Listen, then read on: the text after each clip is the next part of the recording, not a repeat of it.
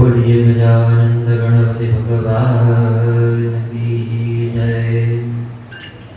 रामचंद्र भगवान की जय। नीलकंठेश्वर महादेव की जय।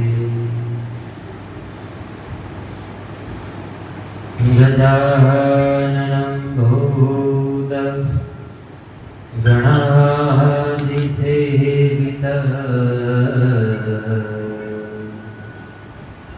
कपीतजम्बो फलचारुभक्षणः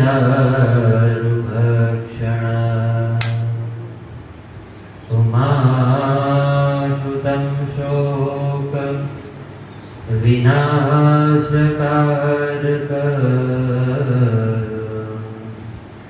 नमामि विघ्नेश्वरपादपङ्कज नमामि विघ्नेश्वरपादपङ्कज। ध्यानमूलं गुरुरमूर्ति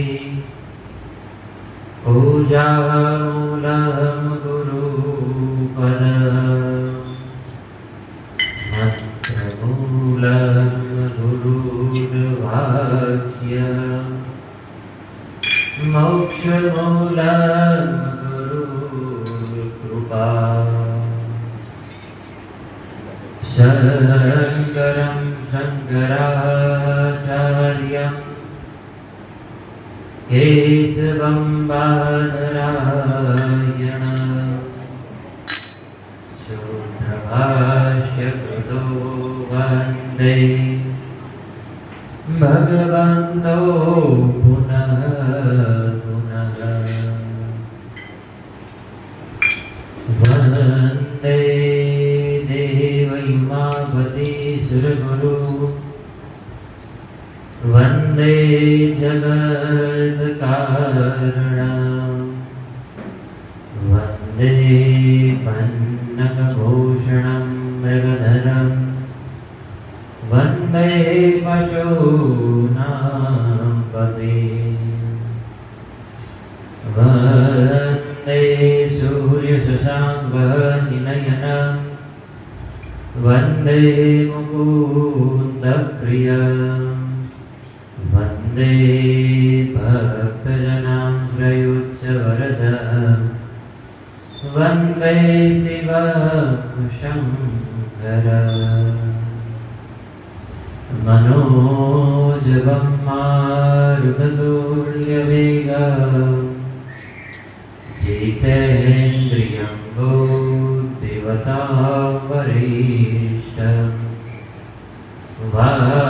वातात्मनं वाक्नरयोद्धमुखियम् श्रीरामदूतं शरणं प्रपद्ये। या देवी सर्वभूतेषु मातृरूपेण संस्थिता नमस्तस्यै नमस्तस्यै नमस्तस्यै नमो नमः नमस्तस्यै नमस्तस्यै नमस्तस्यै नमो नमः। बोलो गजानंद गणपति भगवान की जय। रामचंद्र भगवान की जय।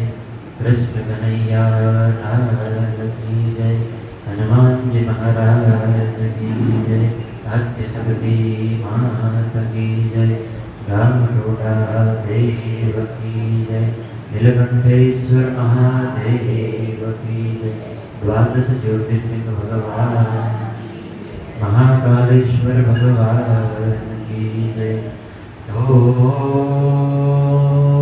नमः पार्वते पते शिव हर हर महादेव।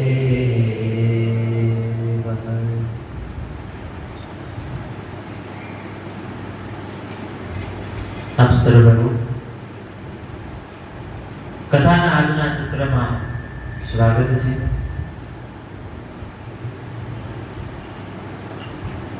ભગવાન મહાદેવના સાનિધ્યમાં આપણે વિરાજમાન થયા છીએ કે ભગવાન મહાદેવ ભગવાન નીલકંઠેશ્વરના ચરણમાં વંદન કરી, માતા પિતાના ચરણમાં વંદન કરી, જેની કૃપાથી જ્ઞાન મળે છે એવા ગુરુના ચરણમાં વંદન કરી, ભગવાન વેદવ્યાસજીના ચરણમાં વંદન કરી આજની આ કથાના સત્રનો આપણે પ્રારંભ કરીએ. આજની આ દિવ્ય કથાની અંદર આપણે પ્રવેશ કરીએ. ગઈકાલની કથાની અંદર આપણે કથા શ્રવણ કરવી હોય અથવા તો કથાનો પાઠ કરવો હોય તો જે નિયમ વિધિ હતી, જે શ્રવણ વિધિ હતી, એ સંપૂર્ણનો વૃત્તાંત આપણે જાણીએ કે કયા કયા નિયમથી અનેક પ્રકારના ફળની આપણને પ્રાપ્તિ થાય છે. નિયમ વિધિમાં કહ્યું કે જે મનુષ્ય આ દિવ્ય પુરાણને ઢાંકવા માટે, આ પુરાણને બાંધવા માટે રેશમી વસ્ત્ર અથવા તો રેશમી દોરીનું દાન કરે છે, જે અર્પણ કરે છે, એ જીવન પર્યંત અનેક પ્રકારના ભોગ ભોગવી અને અંતે બ્રહ્મલોકમાં એનો વાસ થાય. અને જ્યારે કલ્પનો અંત થાય ત્યારે એ કૈલાસ લોકને પામે છે. એવા દિવ્ય પુરાણના નિયમમાં ગઈકાલે આપણે દ્રષ્ટિ કરી. કથાને હવે આગળ વધારીએ. કથાના પ્રારંભમાં કહ્યું હતું કે આ કથાની અંદર 7 સંહિતા છે. એ 7 સંહિતાની પ્રથમ સંહિતા એવી વિદ્યાના ઈશ્વર ભગવાન મહાદેવને પ્રિય છે એવી વિદ્યેશ્વર સંહિતા માં આપણે આજે પ્રવેશ કરવાનો છે.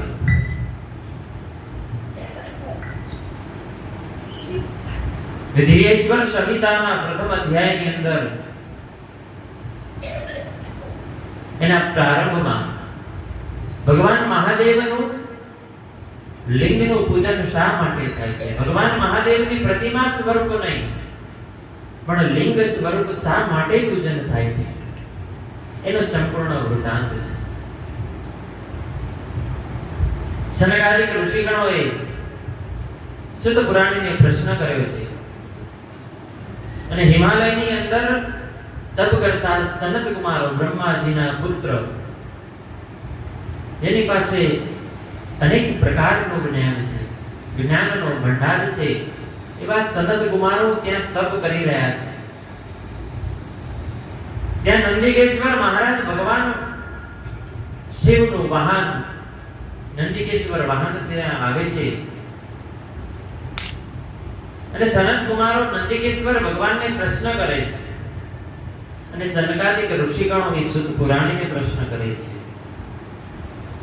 સનત કુમારો કહે છે કે હે નંદિકેશ્વર, કૃપા કરી અમને એ કથા જણાવો કે ભગવાનનું લિંગનું પૂજન શા માટે થાય, ભગવાનની કોઈ જગ્યાએ પ્રતિમાનું પૂજન શા માટે નથી થતું, ભગવાનના લિંગના પૂજનને શા માટે પ્રધાન ગણવામાં આવે છે, એનું સંપૂર્ણ વૃત્તાંત, સંપૂર્ણ કથા આપ કૃપા કરી અમારા ઉપર દયા કરી અમારા ઉપર અનુગ્રહ કરી અમને કહો. ત્યારે નંદિકેશ્વર મહારાજે એમને કથા કહી છે અને આ બાજુ સુત પુરાણી એ સનકાદિક ઋષિગણોને આ સંપૂર્ણ વૃત્તાંત કહે છે કે જે મનુષ્ય શ્રવણ આદિ જે 3 કાર્ય છે, શ્રવણ છે, કીર્તન છે અને મનન છે, એ 3 કાર્યમાંથી આસક્ત હોય એ ભગવાન શિવનું જે લિંગનું સ્વરૂપની પ્રતિમા રૂપી પૂજન કરે છે, જે ભગવાન શિવના લિંગનું અર્ચન કરે છે, એવી મૂર્તિ બનાવી અને એની સ્થાપના કરી એનું પૂજન કરે છે, તો એ આ સંસારનો પાર પામી અને અનેક પુણ્યની એને પ્રાપ્તિ થાય છે. જે આ ત્રણ કાર્ય કયા છે, શ્રવણ, કીર્તન અને મનન. કોઈ પણ ભગવાનની કથા હોય, કોઈ પણ ભગવાનનો નામનો જાપ હોય, અથવા તો ભગવાનનું કીર્તન હોય, ભગવાનના ભજન હોય, જે આપણે કાનરૂપી સાંભળીએ, એ ક્રિયાને શ્રવણ કહેવામાં આવે છે. અત્યારે આપણે જે કરી રહ્યા છીએ એ ભગવાનની આ દિવ્ય કથાનું શ્રવણ કરી રહ્યા છીએ. બીજા નંબરે શ્રેષ્ઠ કાર્ય આવતું હોય તો એ છે કીર્તન. ભગવાનનું ભજન કરીએ, ભગવાનની ધૂન કરીએ, સંગીતમય ભગવાનના નામનો જાપ કરીએ, એ છે કીર્તન. અનેક જણાને કીર્તનની અંદર આનંદ આવે તો નાચવા પણ લાગે. અને ત્રીજા નંબરે કાર્ય છે એ મનન. કથા શ્રવણ કરીએ, ભજનને શ્રવણ કરીએ, અને પછી જ્યારે એકાંતમાં બેઠા હોય ત્યારે એ કથાને મનની અંદર વાગોળીએ, અથવા તો એ કથાને મનની અંદર વિચાર કરીએ, અથવા તો એ ભગવાનને મનની અંદર વિચાર લાવીએ અને મનોમન ભગવાનનું કીર્તન કરીએ, ભગવાનનો જાપ કરીએ, એ છે મનન.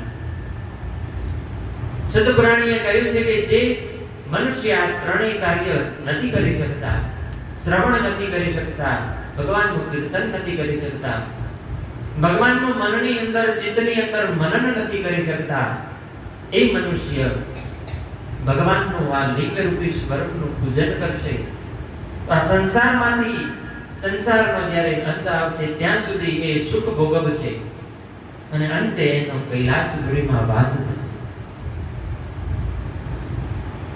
છદપુરાણીએ કહ્યું છે કે આ ભગવાનના લિંગ સ્વરૂપનું પૂજન કરવું કેવી રીતે. ગઈકાલે મેં કહ્યું હતું કે ભગવાન મહાદેવની પૂજા જેટલી સરળ છે, એક બિલીપત્ર, એક પુષ્પ, એક લોટા જલ પીધા, જેટલી ભગવાનની પૂજા સરળ છે એટલી જ ભગવાનની પૂજા કઠિન પણ છે.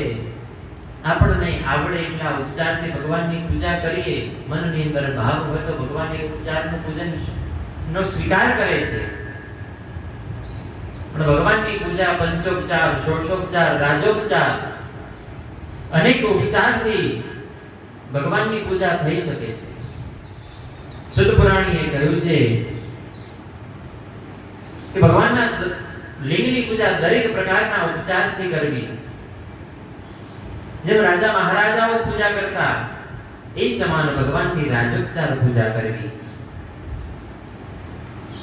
ભગવાનની આવાહનથી લઈ, સ્થાપનાથી લઈ અને વિસર્જન સુધી સંપૂર્ણ જે ઉપચાર છે, સંપૂર્ણ ઉપચારથી ભગવાનનું પૂજન કરવું.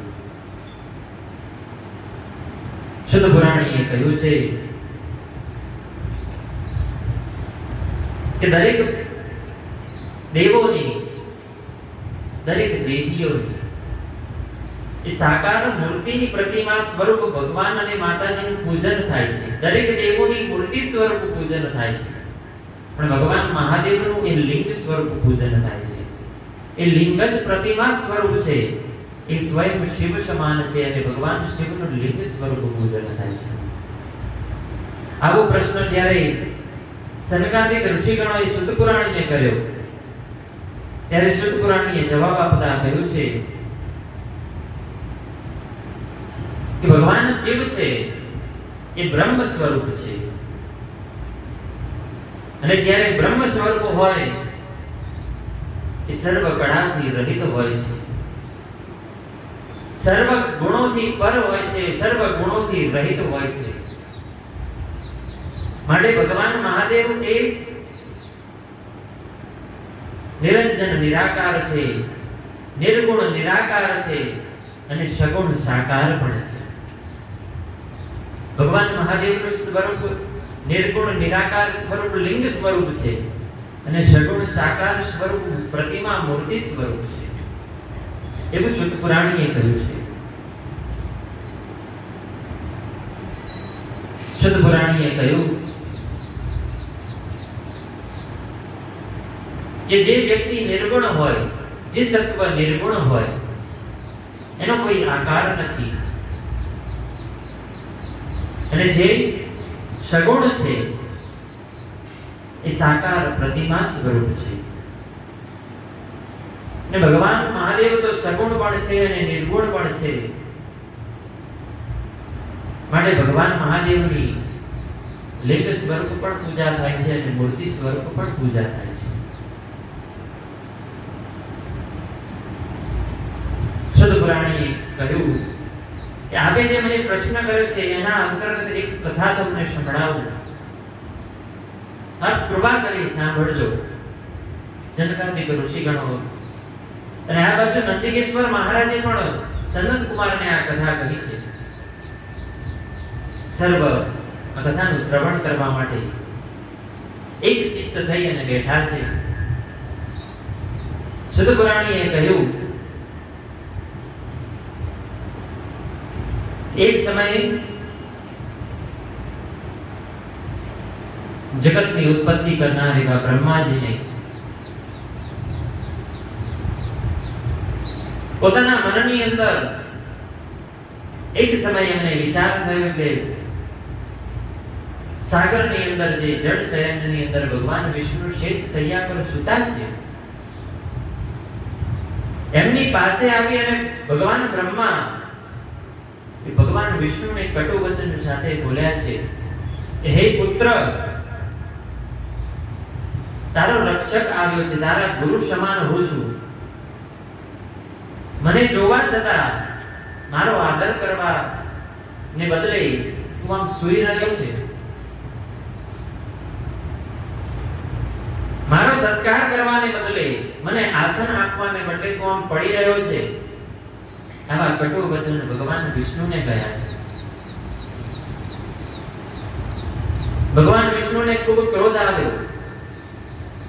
ભગવાન બ્રહ્માના આવા કટુ વચન સાંભળ્યા એટલે ભગવાન વિષ્ણુને ખૂબ ક્રોધ આવ્યો.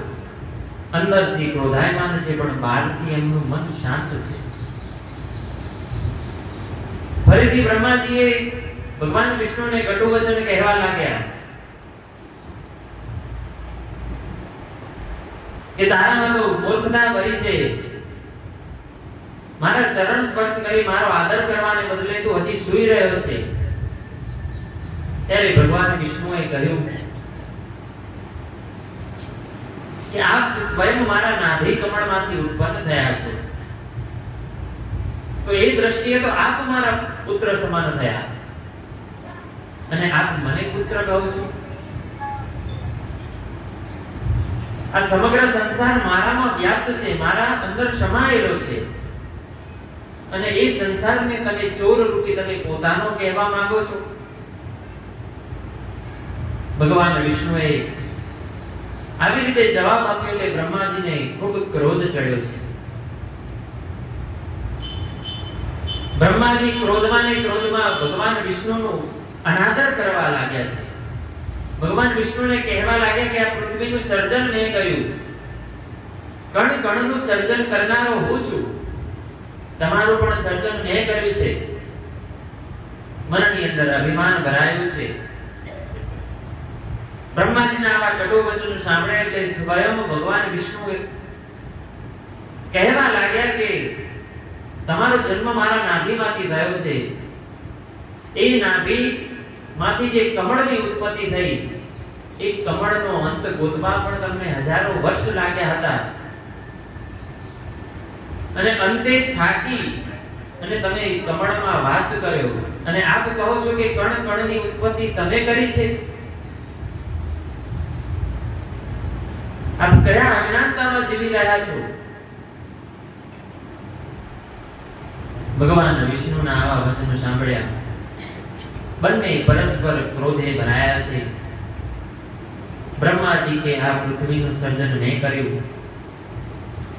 ભગવાન વિષ્ણુ કહે કે કણ કણમાં હું વ્યાપ્ત છું, આ સમગ્ર સૃષ્ટિ સમગ્ર બ્રહ્માંડ મારામાં સમાયેલા છે. બ્રહ્માજી કે હું મોટો, સૃષ્ટિનું સર્જન કરતા હું છું. ભગવાન વિષ્ણુ કે આપ કરતા મહાન હું છું, સૃષ્ટિનું પાલન કરનારો હું છું. બંને ક્રોધમાં ભરાયા, બંનેને પરસ્પર વાક યુદ્ધ કહેતા, એકબીજા સામે ક્રોધમાં બોલવા લાગ્યા છે. બંને પરસ્પર વાક યુદ્ધ કરવા લાગ્યા. એક કે હું મહાન છું, એક કે હું તમારો સ્વામી છું.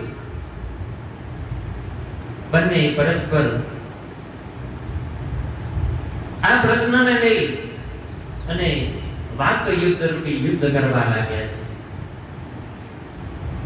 બંનેને ક્રોધ સમાતો નથી.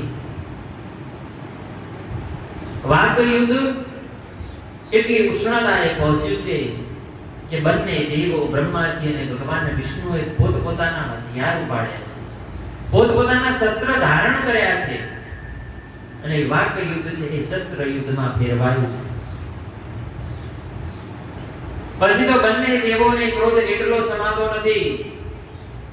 બંને દેવોને ક્રોધ એટલો ગતિએ ચડ્યો છે,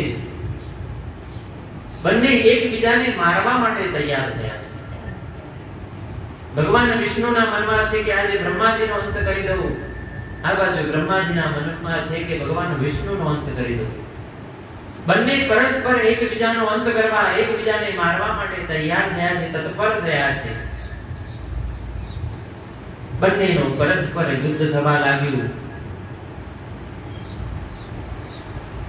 અનેક શસ્ત્રથી, અનેક અસ્ત્રોથી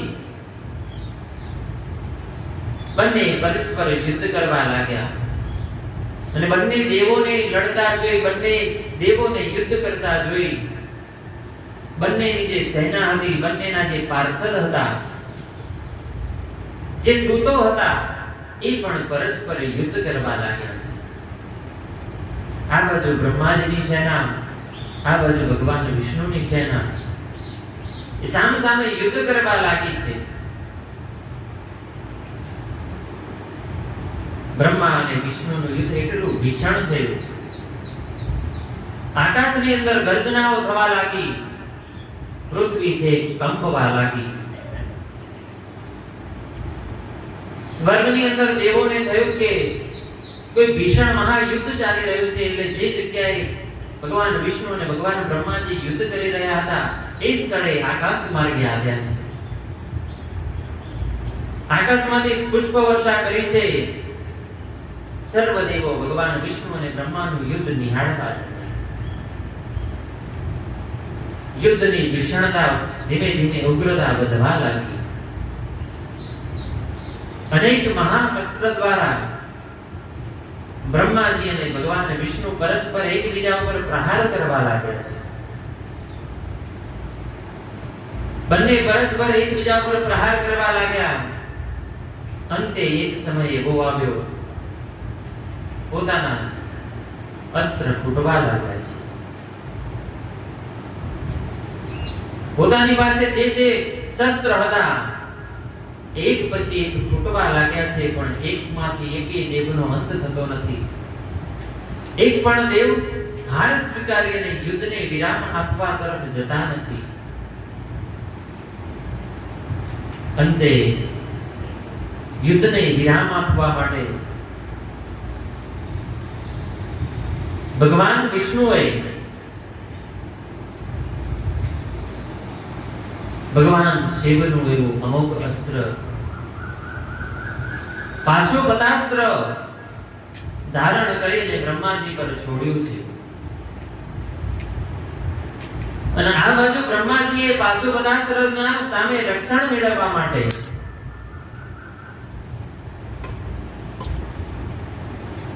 એમણે પણ ભગવાન મહાદેવનું એવું અમોઘ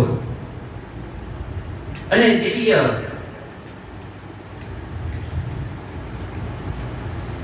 રુદ્રાસ્ત્ર ભગવાન વિષ્ણુ તરફ છોડ્યું છે.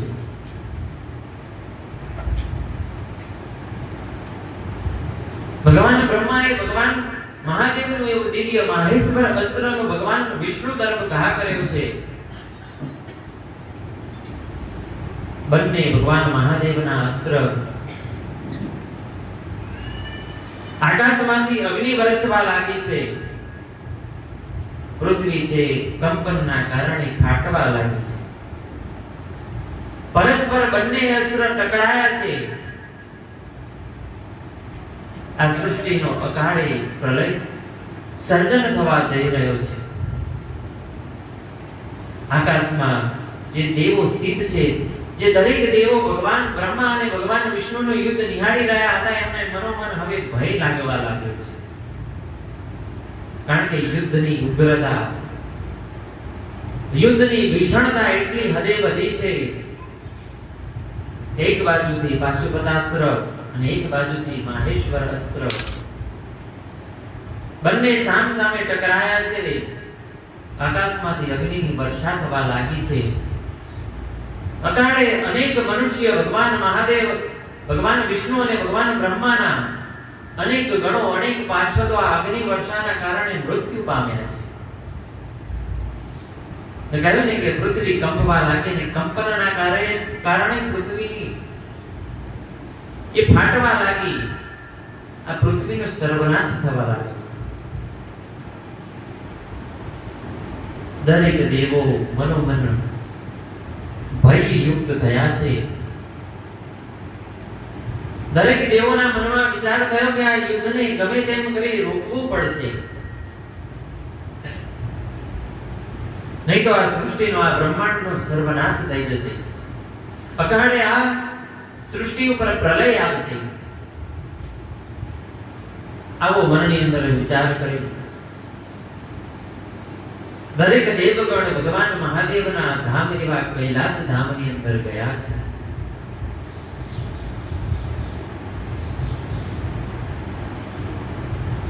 ભગવાન મહાદેવ, ભગવતી માં પાર્વતી, ભગવાન મહાદેવના ગણો સર્વ ઉચ્ચ આસન ઉપર વિરાજમાન છે. થોડે દૂર રહી અને દરેક દેવોએ ભગવાન મહાદેવના નમસ્કાર કર્યા છે, એમને વંદન કર્યા છે. ભગવાન મહાદેવ અને એમના અર્ધાંગિની માં ભગવતી માં પાર્વતીના દર્શન કરી દરેક દેવો તૃપ્ત થયા છે. એટલે એમની આંખમાંથી હર્ષરૂપી આંસુ વહેવા લાગ્યા છે.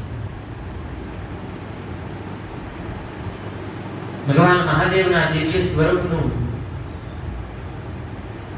તો વર્ણન કરીએ એટલું ઓછું છે. કથાના પ્રારંભમાં જ મેં કહ્યું હતું કે ભગવાનના પરમ ભક્ત એવા પુષ્પદંત નામના ગંધર્વએ એક દિવ્ય સ્તોત્રની રચના કરી હતી. એના પ્રથમ જ શ્લોકમાં કહ્યું છે કે મહિમ ન પારમતે કર્મ વિદશો ક્ષત્રિય ઋષિ.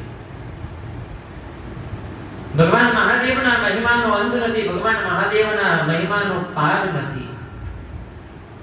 ગમે તેટલા ભગવાન મહાદેવનો મહિમા ગઈએ, ભગવાન મહાદેવના ગુણ ગાઈએ, પણ એનો કોઈ દિવસ અંત આવતો નથી. દરેક દેવો ભગવાન મહાદેવ અને ભગવાન મહાદેવના અર્ધાંગિની ભગવતીમાં પાર્વતીના દર્શન કરી અને તૃપ્ત થયા છે. દરેક દેવોના મનની અંદર અનેરો આનંદ છવાયો છે. યુદ્ધનો જે ભય હતો એ ક્ષણ માત્ર માટે એ ભયમાંથી મુક્ત થયા છે. અને ભગવાન મહાદેવના દર્શન કરી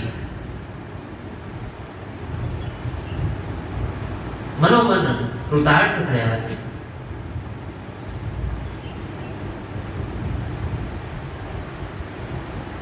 મહાદેવ જે સ્થાન પર વિરાજમાન હતા, દરેક દેવો ઉપર અનુગ્રહ કરી કરુણા સમાન દ્રષ્ટિ કરી અને ભગવાન મહાદેવે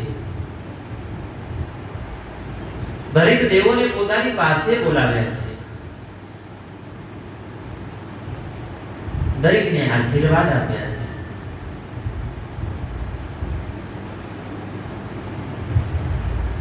ભગવાનની પાસે બોલાવ્યા એટલે કોઈ દેવ હજી ભગવાન મહાદેવ અને બ્રહ્માજી અને ભગવાન વિષ્ણુના યુદ્ધ વિશે કોઈ વર્ણન કરે એ પહેલા જ ભગવાન મહાદેવે સ્વયં કહ્યું છે કે હું સંપૂર્ણ વૃતાંત જાણું છું, આપ શા માટે પધાર્યા છો. બ્રહ્મા અને વિષ્ણુનું યુદ્ધ ચાલી રહ્યું છે, એની ભીષણતા, એની ઉગ્રતા વધવા લાગી છે અને અકાળે આ સૃષ્ટિનો નાશ થવા લાગ્યો છે. અને એ રોકવા માટે, એ યુદ્ધને વિરામ કરવા માટે આપ સર્વ દેવગણ અહીંયા પધાર્યા છો, સંપૂર્ણ વૃતાંત જાણો છો. દરેક દેવો ભગવાન મહાદેવને પ્રાર્થના કરવા લાગે છે, પ્રભુ આપ તો સર્વજ્ઞ છો, આપ સર્વ જાણવા વાળા છો. ભગવાન વિષ્ણુ અને બ્રહ્માનું યુદ્ધ ચાલે છે એ પણ આપ જાણો છો, તો કૃપા કરો. અનેક મનુષ્ય, અનેક ગણો, અનેક ભગવાનના પાર્ષદો આ ચાલી રહેલા યુદ્ધમાં અકાળે મૃત્યુ પામી રહ્યા છે. આ સૃષ્ટિનો સર્વનાશ થઈ રહ્યો છે. હે પ્રભુ, આપ કૃપા કરી આ યુદ્ધને વિરામ કરાવો. ભગવાન મહાદેવે આ સાંભળી અને પોતાના 100 ગણોને યુદ્ધ તરફ મોકલ્યા છે. પોતાના 100 ગણોને યુદ્ધ તરફ મોકલ્યા અને ભગવાન મહાદેવ સ્વયં એ યુદ્ધ તરફ જવા માટે અનેક પ્રકારના શસ્ત્ર ધારણ કરી, અનેક પ્રકારના ભૂષણ ધારણ કરી, હાથની અંદર ત્રિશૂલ છે, એક હાથમાં ડમરું છે. ભગવાન મહાદેવ શસ્ત્ર ધારણ કરી અને ઉભા થયા છે યુદ્ધ તરફ જવા માટે. અનેક પ્રકારના વાદ્ય વાગવા લાગ્યા છે, અનેક પ્રકારના નાદ થવા લાગ્યા છે. સંપૂર્ણ વાતાવરણની અંદર હર હર મહાદેવ, હર હર મહાદેવનો નાદ ગુંજવા લાગ્યો છે. ભગવાન સર્વ અસ્ત્ર ધારણ કરી, અનેક પ્રકારના ભૂષણ ધારણ કરી ને જે રથ ઉપર બિરાજમાન થયા છે, રથનું નામ છે ભદ્ર. એ ભદ્ર નામના રથની ઉપર આરૂઢ થઈ અને ભગવાન મહાદેવ આ યુદ્ધ ભૂમિ તરફ આવ્યા છે. ધીમે ધીમે યુદ્ધ ભૂમિ તરફ આવ્યા. એક બાજુ ભગવાન મહાદેવના અનેક ગણો ભગવાનનો જયકાર કરી રહ્યા છે. આ બાજુ ભગવાન વિષ્ણુ અને ભગવાન બ્રહ્માના પાર્ષદો, એમના ગણો એ પણ પોતપોતાના દેવનો જયકાર કરી અને પરસ્પર યુદ્ધ કરી રહ્યા છે. યુદ્ધ ભૂમિથી થોડે દૂર ભગવાન મહાદેવે પોતાનો રથ રોકી અને થોડી ક્ષણ માટે સર્વનાદ્યનો વિરામ કરી જે વાજિંત્ર વાગતા હતા, જે નાદ થતો હતો, એને સંપૂર્ણ શાંત કર્યો છે. અને ભગવાન મહાદેવ, ભગવાન બ્રહ્મા અને વિષ્ણુનું આ યુદ્ધ નિહાળવા લાગ્યા છે. યુદ્ધ નિહાળતા નિહાળતા ભગવાનને ક્રોધ ચડવા લાગ્યો. એ બંને જણા અજ્ઞાનતાને રૂપી રણભૂમિએ ચડ્યા છે. પોતાના સ્વાર્થને લઈ, પોતાની મહાનતા દર્શાવવા માટે થઈ આ અનેકનો નાશ કરવા માટે તૈયાર થયા છે.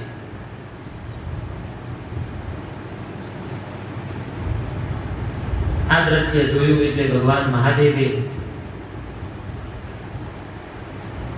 જ્યાં ભગવાન બ્રહ્મા અને જ્યાં ભગવાન વિષ્ણુ પરસ્પર યુદ્ધ કરી રહ્યા હતા, એ બંનેની વચ્ચે એક અગ્નિના સ્તંભ રૂપી ભગવાન મહાદેવ પ્રગટ થયા છે. ને પરસ્પર બંને દેવો બ્રહ્માજી અને વિષ્ણુ દ્વારા જે અનેક અસ્ત્ર છોડવામાં આવ્યા હતા, એ જ્યારે આ સ્તંભ પ્રગટ થયો એના પ્રાગટ્યથી નિસ્તેજ થઈ અને પડવા લાગ્યા છે. ભગવાન વિષ્ણુએ જે પાશુપતાસ્ત્ર છોડ્યું હતું, ભગવાન બ્રહ્માએ જે માહેશ્વર અસ્ત્ર છોડ્યું હતું, એ પણ નિસ્તેજ થઈ અને જમીન પર પડ્યું છે. બંને દેવો એ યુદ્ધને ભૂલી અને આ અગ્નિ સમાન જે સ્તંભ પ્રગટ થયો છે એને નિહાળવા લાગ્યા, આતુરતાથી એના દર્શન કરવા લાગ્યા. પરસ્પર બંને દેવોએ એકબીજાને કહેવા લાગ્યા કે આ કયું તત્વ છે કે જે તત્વના પ્રગટ થવાથી આ અનેક શક્તિશાળી અસ્ત્ર છે નિસ્તેજ થઈ અને જમીન પર પડવા લાગ્યા? એવું તો આ કઈ શક્તિ છે, એવું તો આ કયું તત્વ છે? બ્રહ્મા અને વિષ્ણુએ પરસ્પર ચર્ચા કરવા લાગ્યા. બ્રહ્મા અને વિષ્ણુએ પરસ્પર આ જે અગ્નિ રૂપી જે સ્તંભ પ્રગટ થયો છે એનો અંત જાણવા માટે બ્રહ્માજીએ કહ્યું કે આપણે આનો અંત જાણવો પડશે. શેના આધારે આ તત્વ વિરાજમાન થયું છે, શેના આધારે આ તત્વ ટકી રહ્યું છે, શેના આધારે આ તત્વ પ્રગટ થયું છે, એનો અંત આપણે અવશ્ય જાણવો જ જોઈએ. બ્રહ્માજી અને વિષ્ણુજી એનો અંત જાણવા માટે આતુર થયા છે અને અંત જાણવા માટે તત્પર થયા છે. ત્યારે બ્રહ્માજીએ કહ્યું કે આપણું જે મૂળ સ્વરૂપ છે એમાં જો આ સ્તંભનો અંત મેળવવા જઈશું તો આપણને અંત મળશે નહીં. માટે ભગવાન વિષ્ણુએ એમનો એક અવતાર એવા વરા કહેતા શુકરનો અવતાર ધારણ કર્યો છે. શુકરનું રૂપ કહેતા ભૂતનું સ્વરૂપ ભગવાન વિષ્ણુએ ધારણ કર્યું છે. અને ભગવાન બ્રહ્માજીએ પોતાનું જે વાહન છે એવા હંસનું સ્વરૂપ ધારણ કર્યું છે. ભગવાન વિષ્ણુ છે એ આ અગ્નિ સ્તંભનો અંત મેળવવા માટે એ ભૂમિ તરફ ગયા છે અને ભગવાન બ્રહ્મા છે આનો અંત મેળવવા માટે આકાશ માર્ગે ગયા છે.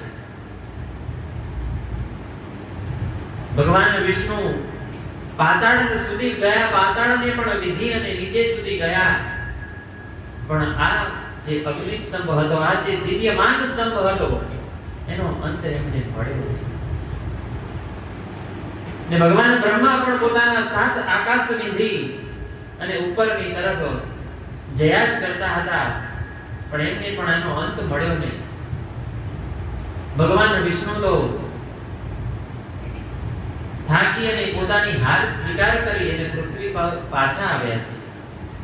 જ્યાં યુદ્ધ ભૂમિ હતી, જ્યાં યુદ્ધ ચાલતું હતું, ત્યાં ભગવાન વિષ્ણુ પાછા આવ્યા છે અને થાકી અને પોતાનો હારનો સ્વીકાર કરી અને નિરાશ મુખે ત્યાં બિરાજમાન થયા છે. બ્રહ્માજી તો હજી ઉપર જતા જતા ત્યાં એમને એક કેવડાનું ફૂલ નીચે પડતા દેખાય. બ્રહ્માજીએ ત્યાં ઉભા રહીને કેવડાના પુષ્પને હાથમાં લઈને પ્રશ્ન કરવા લાગ્યા કે તું ક્યાંથી પડસ અને કેટલા સમયથી તું નીચે પડી રહ્યો છે? એ કેવડાના કેતકીના પુષ્પએ બ્રહ્માજીને કહ્યું કે હું તો આ સ્તંભના મધ્ય ભાગથી, ઉપરથી નહીં, આ સ્તંભના મધ્ય ભાગથી પડું છું અને અનેક વર્ષથી પડું છું, પણ હજી હું નીચે આવે જ જઉં છું, હજી આનો અંત મેં જાણ્યો નથી. બ્રહ્માજી એ કેવડાના પુષ્પને કહેવા લાગ્યા, હે પુષ્પરાજ, સર્વ પુષ્પના તો તમે રાજા છો, તમારી દિવ્યતા અનેક છે. આટલા વર્ષોથી તમે આ સ્તંભ ઉપરથી નીચે પડો છો, છતાં તમારામાં સહેજ પણ મલિનતા નથી, સહેજ પણ દુર્ગંધ નથી. સંપૂર્ણ રીતે તમે નૂતન કેતા નવા હોય એવું દેખાઈ રહ્યું છે. બ્રહ્માજીએ પુષ્પના વખાણ કરવા લાગ્યા એટલે પુષ્પને પણ અભિમાન ચડ્યું. બ્રહ્માજી કેતકીના પુષ્પને કહેવા લાગ્યા કે હું અને ભગવાન વિષ્ણુ આ સ્તંભનો અંત ગોતવા માટે અમે તત્પર થયા છીએ. ભગવાન વિષ્ણુ એ પાતાળ લોક તરફ ગયા છે અને હું ઉદ્ભવ દિશા કેતા આકાશ તરફ આવ્યો છું. ભગવાન વિષ્ણુને આનો અંત મળ્યો કે નહીં એ મને ખબર નહીં, પણ મારી પાસે એક ઉપાય છે. જો મારો ઉપાય તમને પ્રસ્તુત કરું છું, જો તમને યોગ્ય લાગે તો આપ કૃપા કરી મારો સાથ આપજો. બ્રહ્માજીએ કેતકીના પુષ્પને કહ્યું છે કે હું તમને જગતમાં જેટલા પુષ્પ છે એ દરેક પુષ્પનો રાજ બનાવીશ. એ દરેક પુષ્પના રાજા તરીકે તમને નિમણૂક કરીશ. પણ આપ હું જે વાક્ય કહું એમાં તમારે હાનિ કરવાની છે. હું જે વાક્ય તમને કહું એ વાક્યનું તમારી ભાષણ નીચે જઈને ભગવાન વિષ્ણુની સમક્ષ કરવાનું છે. મારી સાથે એ વાક્યમાં તમારે સાક્ષી પૂરવાની છે. આવું કહીને બ્રહ્માજી એ કેતકીના પુષ્પને કહેવા લાગ્યા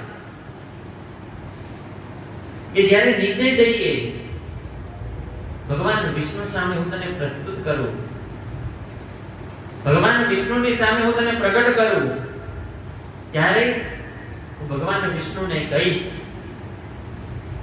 કે મેં આ જે અગ્નિસ્તંભ છે એનો અંત ગોતી પાડ્યો છે અને એના સાક્ષી રૂપે આ કેતકીનું આ કેવડાનું પુષ્પ છે. મેં તમારે માત્ર ખાલી એ વૃતાંતમાં ખાલી હામી ભરી અને એને સાક્ષી પૂરવાની છે. જો આપ આટલું કરશો તો હું તમને આ સૃષ્ટિ પર જેટલા પણ પુષ્પ છે એ સર્વ પુષ્પનો રાજ કરીશ. એ સર્વ પુષ્પના તમને રાજ તરીકે નિમણૂક કરીશ. કેતકીના પુષ્પને પણ મનની અંદર અભિમાન થવા લાગ્યું, મનની અંદર મદ થવા લાગ્યું.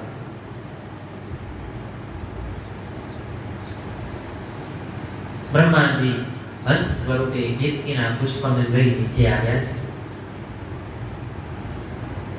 બ્રહ્માજી નીચે આવ્યા.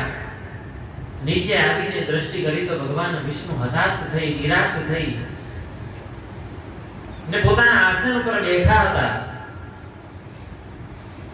મુખની રેખામાં નિરાશા જણાઈ રહી છે. બ્રહ્માજી આવ્યા એટલે ભગવાન વિષ્ણુએ ઊભા થઈ અને કહ્યું કે મને તો આ અગ્નિસ્તંભનો અંત મળ્યો નથી, આપને મળ્યો છે? બ્રહ્માજી કહેવા લાગ્યા કે હા, મને તો આનો અંત મળ્યો છે. હું તો આના અંત સુધી જઈને આવ્યો છું. મેં આનો અંત ગોતી પાડ્યો છે. વિષ્ણુ ભગવાને કહ્યું કે એવું આપને આ સ્તંભનો અંત મળી ગયો હોય તો આપ ધન્ય છો, આપ મહાન છો. બ્રહ્માજી કહેવા લાગ્યા કે હા, મેં આ અગ્નિસ્તંભનો અંત ગોતી પાડ્યો છે. એના સાક્ષી રૂપે આ કેતકીનું પુષ્પ છે. આ કેતકીના પુષ્પને આપ પૂછી જો કે મેં આ સ્તંભનો અંત ગોત્યો કે નહીં.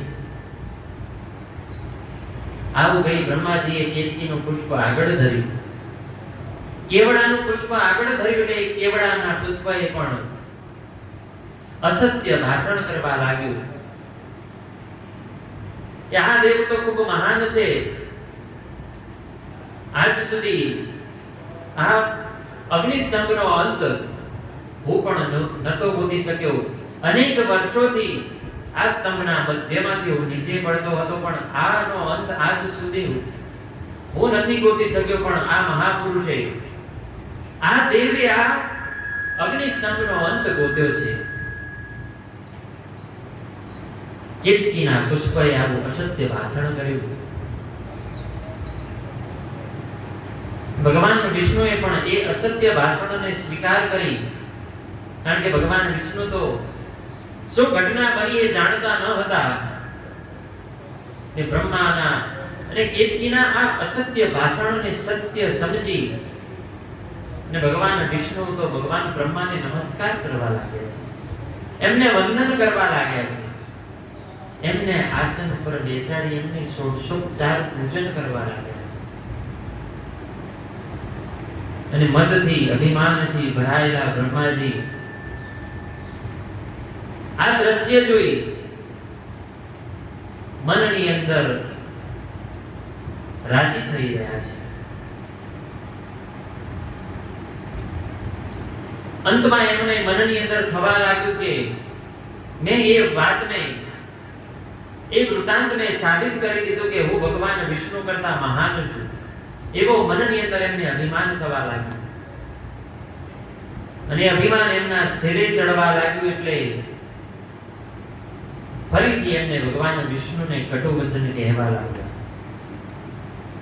કે જ્યારે હું તારા લોકમાં આવ્યો, જ્યારે તું શેષ શૈયા પર સૂતો હતો, જ્યારે તું શેષ શૈયા ધારણ કરી શયન કરતો હતો, ત્યારે હું ત્યાં આવ્યો, ત્યારે જ તે મારો આદર કર્યો હોત તો આપણા વચ્ચે યુદ્ધ ન થાય. તારે જ તે મારું સન્માન કરી અને મારા ચરણ સ્પર્શ કરી અને મારું પૂજન કર્યું હોત, આપણા વચ્ચે જે આ યુદ્ધ થયું છે એ ન થાય. એવા અભિમાન ભરા વાક્યથી ફરીથી ભગવાન વિષ્ણુને કટુ વચન, કટુ વેણ કહેવા લાગ્યા છે. જ્યારે બ્રહ્માજીના આવા અભિમાન ભર્યા શબ્દ ભગવાન મહાદેવ જે અગ્નિ સ્તંભ રૂપે ત્યાં પ્રગટ હતા, એમના કાને પડ્યા. એટલે અગ્નિ સ્તંભમાંથી ભગવાન સાકાર મૂર્તિ સ્વરૂપ પ્રગટ થયા છે. એ પંચમુખ વાળા ભગવાન મહાદેવને જોઈ અને ભગવાન વિષ્ણુ તો એમના ચરણ પકડી અને નમસ્કાર કરવા લાગ્યા છે, ભગવાનને વંદના કરવા લાગ્યા છે. પણ બ્રહ્માદિ છે હજી એમના બેઠા છે. એટલે ભગવાન મહાદેવે જ્યારે ભગવાન બ્રહ્માનો આવો અનાદર જોયો, એ પોતાની ભ્રગુટીમાંથી એક તત્વનું ઉત્પન્ન કર્યા, એક મહાપુરુષનું ઉત્પન્ન કર્યા. એ મહાપુરુષ બીજું કોઈ નહીં પણ સ્વયં ભગવાન ભૈરવ છે. ભગવાન મહાદેવે જ્યારે પોતાની ભ્રગુટીમાંથી ભૈરવનાથને ઉત્પન્ન કર્યા, ભૈરવજીને ઉત્પન્ન કર્યા, એટલે ભગવાન ભૈરવે ભગવાન શિવને નમસ્કાર કરી, વંદન કરી અને કહેવા લાગે કે આપે મને શા માટે પ્રગટ કર્યો છે? મને ઉત્પન્ન કરવા પાછળનું કારણ શું? કોઈ કાર્ય માટે મને ઉત્પન્ન કર્યો તો મને કાર્ય સોંપો. ત્યારે ભગવાન શિવે ભૈરવને કહ્યું છે કે સૃષ્ટિના આદિ દેવ, સૃષ્ટિનું સર્જન કરનાર દેવ એવા બ્રહ્માનું તમે ખડગ વડે અર્ચન કરો. કેતા તમે એના ઉપર ખડગ વડે, તીક્ષ્ણ હથિયાર વડે પ્રહાર કરો. આટલું જ સાંભળતા ભૈરવે ભગવાન બ્રહ્માના 5 મસ્તકમાંથી એક મસ્તકનું છેદન કર્યું છે. ભગવાન ભૈરવે ભગવાન બ્રહ્માના 5 મસ્તકમાંથી એક મસ્તક કાપી નાખ્યું. જે મસ્તક, જે મુખ ભગવાન બ્રહ્માનું અસત્ય ભાષણ કર્યું હતું, અસત્ય બોલ્યું હતું, એ મુખનું ભગવાન ભૈરવે છેદન કર્યું છે.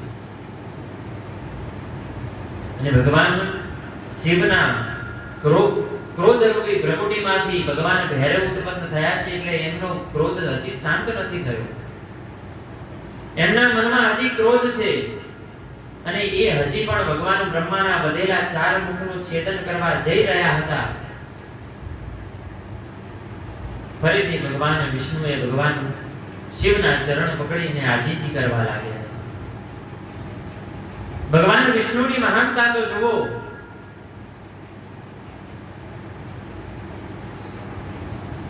ભગવાન બ્રહ્માએ એમનો અપરાધ કર્યો છે, છતાં ભગવાન શિવના, ભગવાન ભૈરવના ક્રોધથી બચાવવા માટે ભગવાન વિષ્ણુએ ભગવાન શિવને આજીજી કરી છે.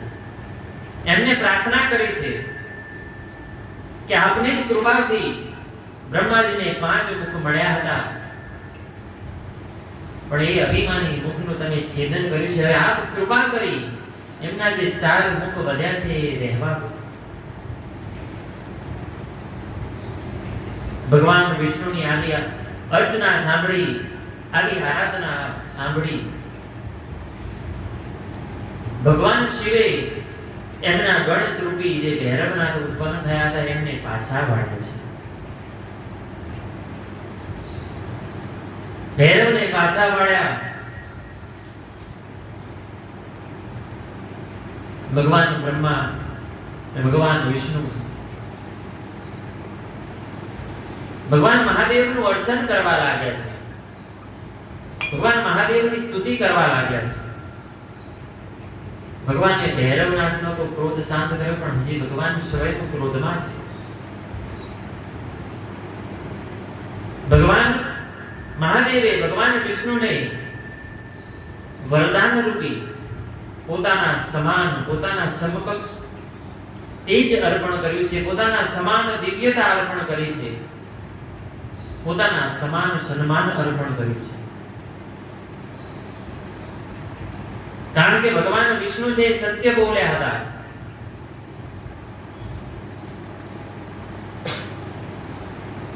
ભગવાન નારાયણ છે એમને સત્ય ભાષણ કર્યું હતું કે મને આ અગ્નિસ્તંભનો અંત મળ્યો નથી, માટે જ એમનું નામ સત્ય નારાયણ પણ પડ્યું છે. જે અત્યારે આપણે કળિયુગની અંદર ભગવાનનું વ્રત કરીએ છીએ, ભગવાન સત્યનારાયણની પૂજા કરીએ છીએ, એ ભગવાન સત્યનારાયણનું જે નામ પડ્યું છે, જે અવતાર રૂપે ભગવાને અર્ચન થવા લાગ્યું છે, એ આ વૃતાંતથી ભગવાન નારાયણનું સત્યનારાયણ પડ્યું છે. કારણ કે ભગવાન વિષ્ણુ, ભગવાન નારાયણ આ સમયે સત્ય બોલ્યા હતા. અને જ્યારે ભગવાન બ્રહ્માજી અને કેતકીનું પુષ્પ એ બંને જણા અસત્ય ભાષણ કર્યું હતું, બંને જણા અસત્ય બોલ્યા હતા. એટલે ભગવાન શિવે સર્વપ્રથમ બ્રહ્માજીનો ત્યાગ કરતા કહ્યું છે કે આ સૃષ્ટિ પર, આ સમગ્ર સૃષ્ટિ પર તમારું કોઈ જગ્યાએ પૂજન નહીં થાય, કોઈ જગ્યાએ આપનું મંદિર નહીં હોય, કોઈ જગ્યાએ આપને નામના કોઈ જગ્યાએ ઉત્સવ નહીં હોય. કારણ કે આપ દેવ હોવા છતાં અસત્ય ભાષણ કર્યું છે, માટે સર્વત્રથી આપનો બહિષ્કાર કરું છું. આવો ભગવાન મહાદેવે બ્રહ્માજીને શ્રાપ આપ્યો. ત્યારે પણ ભગવાન વિષ્ણુ અને ભગવાન બ્રહ્મા બંને મળી ભગવાનની આજીજી કરવા લાગ્યા. ભગવાનને કહેવા લાગ્યા કે જે સૃષ્ટિનું સર્જન કરે છે, જે સૃષ્ટિની રચના કરે છે, એનું જ ક્યાંય પૂજન નહીં હોય, એને જ કોઈ યાદ નહીં રાખે, તો આ સૃષ્ટિનું પાલન કરતા, સૃષ્ટિનું રચના કરતા એ કોણ છે, એ આગળ મનુષ્યને કેવી રીતે ખબર પડશે? ત્યારે ભગવાન મહાદેવ, કારણ કે ભગવાન મહાદેવ તો કરુણાના દાતાર છે, ભગવાન શિવના રોમે રોમમાં કરુણા વસેલી છે. ગમે તેટલો ક્રોધ ચડ્યો હોય પણ ભગવાન મહાદેવના ચરણમાં જાઓ, ભગવાન મહાદેવના શરણે જાઓ. અનેક પાપ હોય, અનેક એવા દુષ્કર્મ કર્યા હોય, અનેક એવા મહાન કર્મો કરવાથી પણ જે પાપનો નષ્ટ નથી થતો, એવા ભયંકર પાપ કર્યા હોય પણ ભગવાન મહાદેવના શરણે જાવ તો એ સર્વ પાપ બળી અને ભસ્મ થાય છે. એટલે ભગવાન મહાદેવે જ્યારે બ્રહ્મા અને વિષ્ણુની આવી સ્તુતિ સાંભળી, બ્રહ્મા અને વિષ્ણુનું આવું અર્ચન સાંભળ્યું, એટલે ભગવાન મહાદેવે બ્રહ્માને આશીર્વાદ રૂપી કહ્યું છે કે જ્યારે અગ્નિહોત્રી વર્ણ કોઈ થતું હશે, જ્યારે કોઈ યજ્ઞ થતો હશે, હવન આદિ કોઈ કાર્ય થતું હશે, એમાં તમારું પૂજન અવશ્ય થશે. અને જે જગ્યાએ યજ્ઞમાં બ્રહ્માનું પૂજન ન થાય, દક્ષિણા આપો, યજ્ઞને પૂર્ણ કરો, છતાં પણ જ્યારે બ્રહ્માનું પૂજન ન થાય ત્યાં સુધી એ યજ્ઞનું ફળ મળતું નથી. એ યજ્ઞ છે અધૂરો ગણાય છે અને એનું સારું ફળ મળવાને બદલે ખરાબ ફળની પ્રાપ્તિ થાય છે. એવું ભગવાન મહાદેવે બ્રહ્માજીને આશીર્વાદ આપ્યા છે અને ભગવાન વિષ્ણુને પણ આશીર્વાદ આપ્યા છે કે આવનાર કલ્પમાં, આવનાર આ સૃષ્ટિની અંદર સર્વત્ર તમારો ઉત્સવ થશે, સર્વત્ર જગ્યાએ તમારા આપના મંદિર હશે, આપના અનેક પ્રકારના મહોત્સવ ઉજવાશે, અનેક પ્રકારના ઉત્સવ ઉજવાશે. માટે અત્યારે કળિયુગમાં તમે જુઓ, ભગવાન મહાદેવની સમકક્ષ ભગવાન વિષ્ણુનું પૂજન થાય છે. પછી ભગવાન વિષ્ણુ હોય, ભગવાન રામ હોય કે ભગવાન કૃષ્ણ હોય, તત્વ તો એક જ છે. અનેક જગ્યાએ તમે જુઓ અત્યારે હિંડોળા દર્શન ચાલે છે. ભગવાન કૃષ્ણના જન્મોત્સવ ઉજવાય છે, ભગવાન રામના જન્મોત્સવ ઉજવાય છે. કારણ કે ભગવાન મહાદેવે ભગવાન વિષ્ણુને આશીર્વાદ આપ્યા છે. માટે એટલે એમના અનેક જગ્યાએ ઉત્સવ અને એમના અનેક જગ્યાએ મંદિરો પણ છે. ભગવાનનો ક્રોધ શાંત થયો. બંને દેવો ભગવાનની પૂજન અર્ચન કરવા લાગ્યા, ભગવાનની સ્તુતિ કરવા લાગ્યા.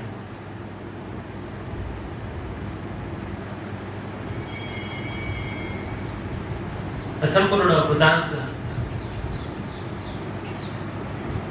જ્યારે નંદિકેશ્વર મહારાજે સનત કુમારને કહ્યો છે, ત્યારે નંદિકેશ્વર મહારાજે કહ્યું છે કે આ સમયે જ્યારે બ્રહ્મા અને વિષ્ણુ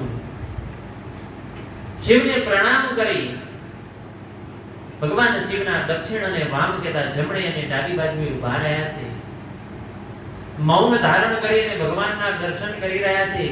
ભગવાનની જે પ્રતિમા છે એમાં લીન થઈ સંપૂર્ણ ધ્યાન, સંપૂર્ણ ચિત્ત ભગવાન મહાદેવના ચરણમાં અર્પણ કરી અને મૌન થઈ અને ભગવાન મહાદેવની જે પ્રતિમા સ્વરૂપ ભગવાન પ્રગટ થયા છે એના દર્શન કરી રહ્યા છે. અને ભગવાનની અનેક ઉપચાર દ્વારા, અનેક દિવ્ય વસ્તુઓ દ્વારા, હાર દ્વારા, મુકુટ દ્વારા, કડા દ્વારા, મુગટ દ્વારા, મણિ દ્વારા, કુંડળ દ્વારા, યજ્ઞસૂત્ર કહેતા જનોઈ દ્વારા, વસ્ત્ર દ્વારા, ઉપવસ્ત્ર દ્વારા, અનેક સુંદર આભૂષણ દ્વારા, અનેક સુંદર વ્યંજન દ્વારા, અનેક કર્ણને પ્રિય થાય એવા નાદ દ્વારા ભગવાન વિષ્ણુએ અને ભગવાન બ્રહ્માએ ભગવાન શિવની પૂજા કરી છે. કથાના પ્રારંભમાં જ મેં કહ્યું કે ભગવાન શિવનું પૂજન કરો તો આપણા મનને આનંદ આવે. એવી રીતે ભગવાનનું પૂજન કરો. કોઈ પણ ભગવાનનું પૂજન કરો, કોઈ પણ ઘરની અંદર ભગવાન કે માતાજીનું પૂજન કરો, એમને આનંદ ક્યારે આવે? જ્યારે એ પૂજનમાં તમને આનંદ આવે. કારણ કે આપણા શરીરની અંદર જે ચેતના જે છે, જે આત્મા જે વસે છે, એ પરમ તત્વ પરમાત્માનો એક અંશ સમાન છે. અને જ્યારે એ આત્માને આનંદ આવશે તો પરમાત્માને આપોઆપ આનંદ આવશે. માટે ઘરે કરો કે કોઈ પણ દેવાલયે કરો, જે કંઈ પૂજા કરો એ આનંદથી, પ્રસન્ન મનથી કરવી.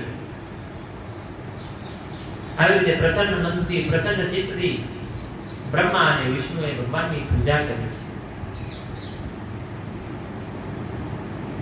બ્રહ્મા અને વિષ્ણુની પૂજાથી રાજી થઈ ભગવાન મહાદેવે બંનેને કહેવા લાગ્યા કે હું તમારી પૂજાથી ખૂબ રાજી થયો છું. આપના આ ઉત્સવથી હું ઘણો પ્રસન્ન થયો છું. અને આજનો દિવસ આગામી યુગની અંદર ખૂબ પવિત્ર ગણવામાં આવશે, ખૂબ દિવ્ય ગણવામાં આવશે. માટે આજના દિવસે જ્યારે મેં મારા અગ્નિ સ્વરૂપ સ્તંભની ઉત્પત્તિ થઈ છે, અગ્નિ સ્વરૂપ સ્તંભે મેં તમને દર્શન આપ્યા છે. આજના આ દિવસને ભગવાન મહાદેવ કહે છે કે આજના આ દિવસને શિવરાત્રિ તરીકે વર્ણવવામાં આવશે. ભગવાન સ્વયં મહાદેવ કહ્યું છે કે આ સમયે જે મારી લિંગ પ્રતિમાની પૂજા કરશે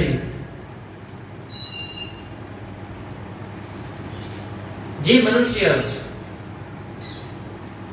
ભગવાન મહાદેવના આ દિવ્ય દિવસ કહેતા શિવરાત્રિના દિવસે લિંગની પૂજા કરશે એને અનેક જન્મના પુણ્યની પ્રાપ્તિ થશે. જે મનુષ્ય પોતાની ઇન્દ્રિય ઉપર જીત મેળવી અને જીતેન્દ્રિય થઈ અને આ દિવસે નિરાહાર કહેતા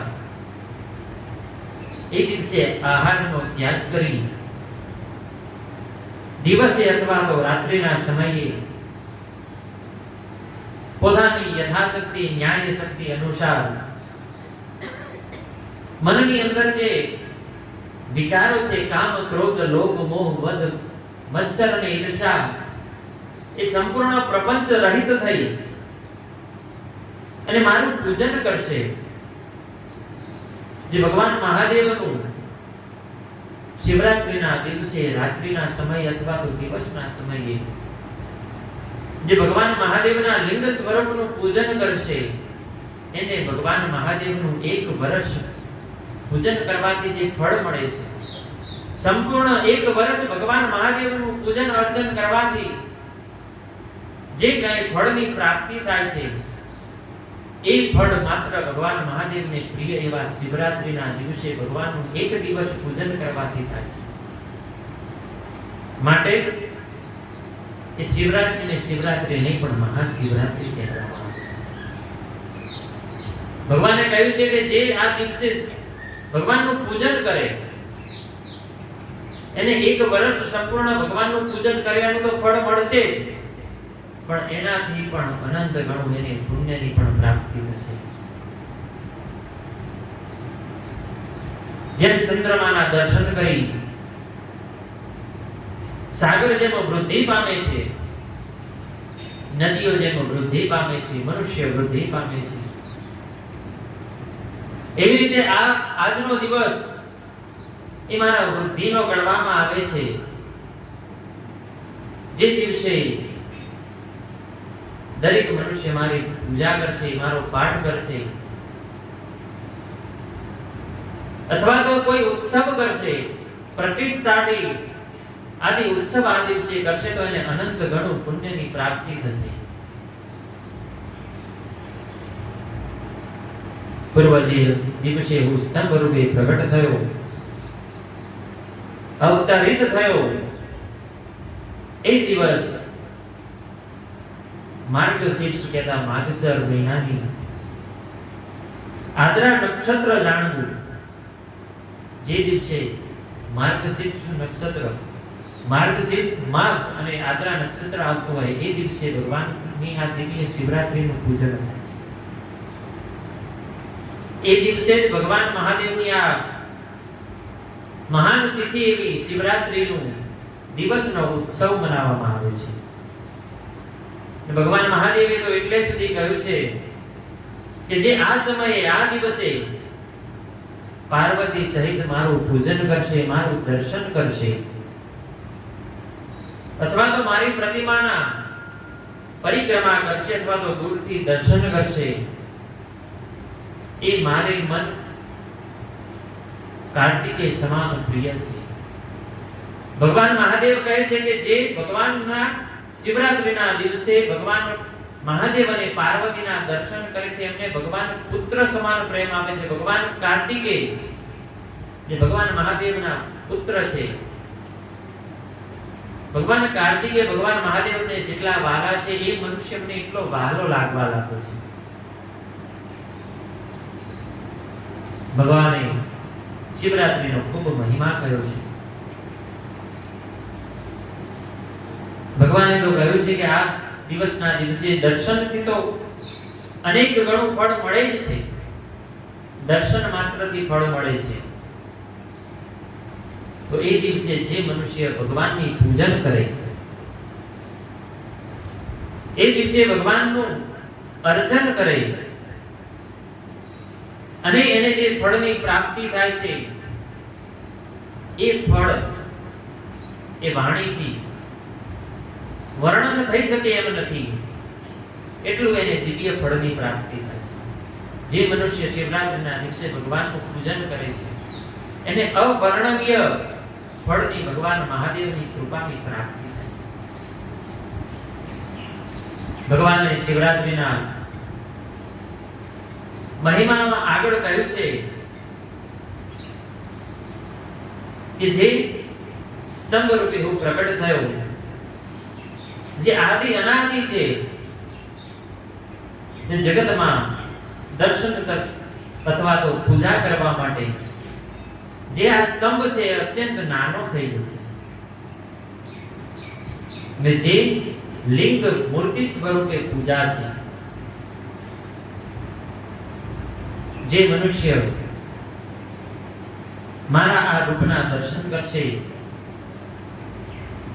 અથવા તો સ્પર્શ કરી અથવા તો એનું ધ્યાન કરશે, તે સમગ્ર પ્રાણી જન્મ મરણના બંધનમાંથી મુક્ત થાય છે.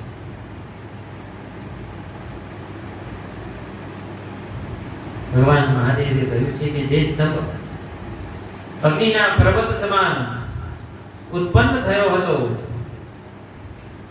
તે સ્તંભ હવે અરુણાચલ નામથી જગતમાં વિખ્યાત થશે,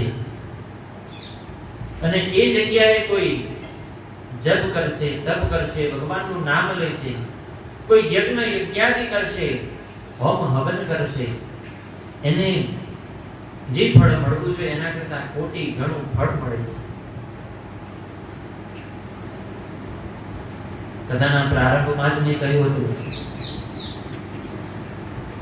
કે ભગવાનનું નામ લઈએ, ભગવાનનો જાપ કરીએ, એ કયા ક્ષેત્ર પર લઈએ છીએ એને પણ લગતું અનેક ગણું પુણ્ય મળે છે. કથાના પ્રારંભમાં મેં કહ્યું હતું કે ભગવાન શિવના સમક્ષ, ભગવાન શિવના સાનિધ્યમાં લીધેલું ભગવાનનું એક વખત નામ એ 1 કરોડ વખત લીધેલા ભગવાનના નામ રૂપી ફળ જે મળે છે એ તો આપણને ફળ પ્રદાન કરે છે. ભગવાને કહ્યું છે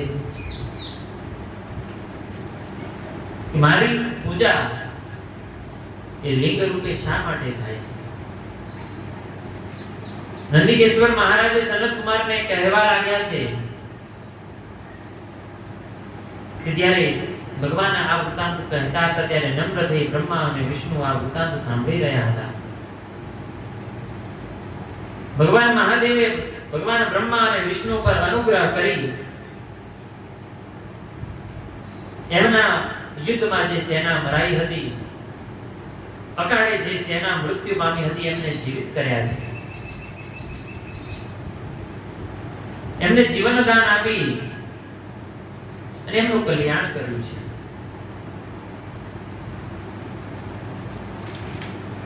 ભગવાન બ્રહ્મા અને ભગવાન વિષ્ણુની આજ્ઞા કરી ભગવાન મહાદેવ કહેવા લાગ્યા છે કે આપ બંને જણા જે અજ્ઞાનતાને લઈ મનની અંદર જે અભિમાન ભરાયો હતો, એ અભિમાનને લઈ જે આ ભીષણ યુદ્ધ કર્યું છે, એ અજ્ઞાનતાને તમે દૂર કરો. અને આપ પરસ્પર એકબીજાને મહાન ગણતા હતા. બ્રહ્માજી કે હું વિષ્ણુ ભગવાનનો સ્વામી છું અને ભગવાન વિષ્ણુ કે હું આપથી મહાન છું. પરસ્પર આપ બંને જણા જે પોતપોતાને મહાન દર્શાવવા માટે જે આ યુદ્ધ કરી રહ્યા હતા, મનની અંદર જે અભિમાન અને જે અજ્ઞાનતા ભરાઈ હતી એને દૂર કરી હું જે કહું છું એ શાંતિપૂર્વક સાંભળો. ત્યારે ભગવાન મહાદેવે સ્વયં કહ્યું છે કે આ જગતની અંદર કલા રહિત પણ હું છું અને કળાથી પડ પણ હું છું. નિર્ગુણ નિરાકાર પણ હું છું અને સગુણ સાકાર પણ હું જ છું. આ જગતની અંદર બ્રહ્મ સ્વરૂપ માત્ર હું અને હું જ છું. માટે હે બ્રહ્મા અને વિષ્ણુ, આ જગતની અંદર જો તમારે કોઈનું ધ્યાન કરવું હોય, કોઈના શરણે જવું હોય, તો એ માત્ર ને માત્ર પરમ બ્રહ્મ પરમાત્મા હું જ છું. હું બ્રહ્મ છું. માટે મારું સગુણ સાકાર સ્વરૂપ પણ છે અને નિર્ગુણ નિરાકાર સ્વરૂપ પણ છે. લિંગ સ્વરૂપમાં પણ હું જ છું અને પ્રતિમા સ્વરૂપમાં જ હું છું. ભગવાને કહ્યું છે કે હું બ્રહ્મ છું, માટે મારા બે સ્વરૂપ હોઈ શકે. બાકી આ જગતમાં કોઈ બ્રહ્મ નથી, કોઈ તત્વ એવું નથી કે જેના બે સ્વરૂપ થાય. માટે આ પરમાત્મા પરમ તેજ માત્ર હું છું. માટે મારા શરણે આવી અને ધ્યાન કરવું હોય તો મારું ધ્યાન કરો.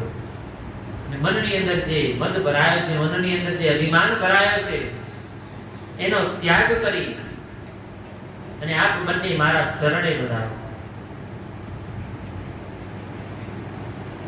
ભગવાન મહાદેવે આવું વચન કહેતા ભગવાન બ્રહ્મા અને ભગવાન વિષ્ણુ ભગવાન મહાદેવના શરણે પડ્યા છે.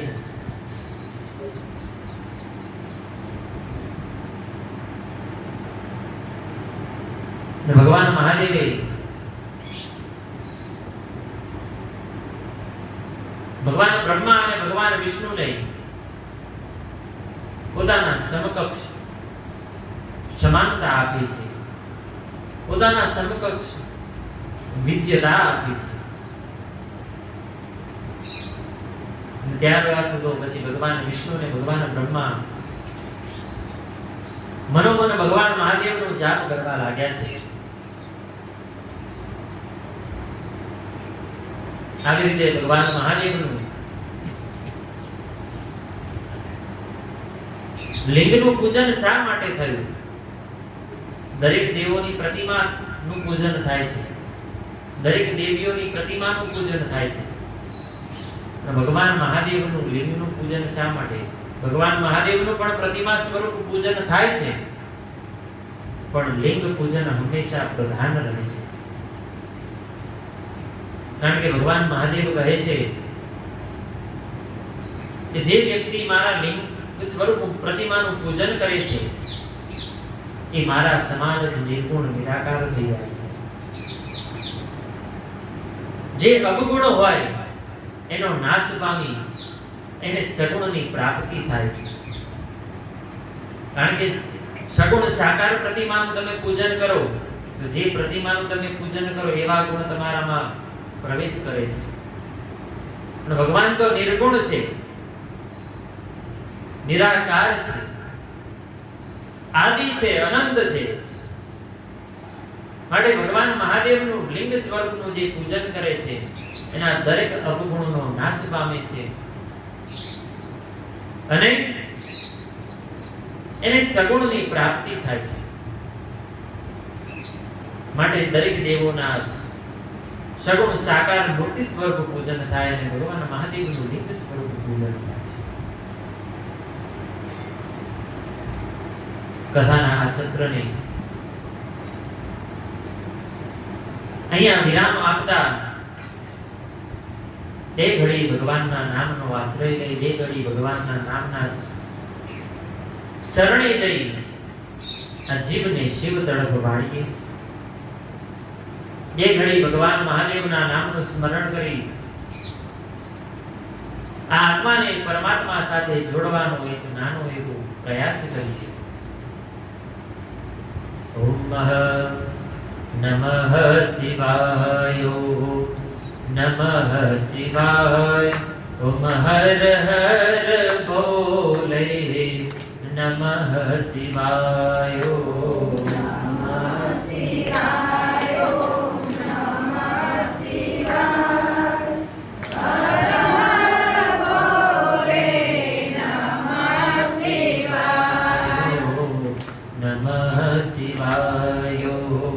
नमः शिवाय. ओम हर हर भोले, नमः शिवाय. नमः शिवाय. ओम नमः शिवाय. हर हर भोले, नमः शिवाय. ओम नमः शिवाय. ओम नमः शिवाय. ओम हर हर भोले, नमः शिवाय. ओम नमः शिवाय. ओम नमः शिवाय.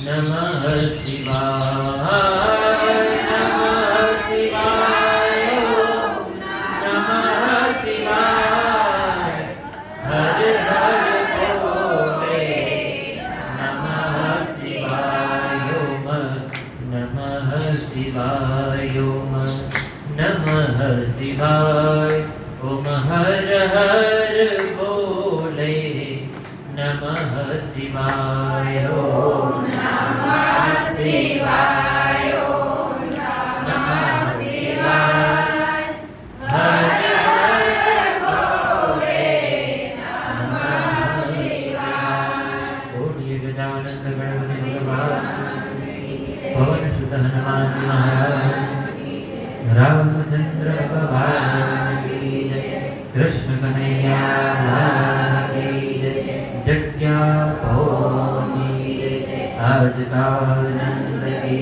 जय आद्य शक्ति माता की नीलकंठेश्वर महादेव की जय रामटोड़ा देव की जय द्वादश ज्योतिर्लिंग भगवान की महाकालेश्वर भगवान ओम नमः पार्वती पतये शिव हर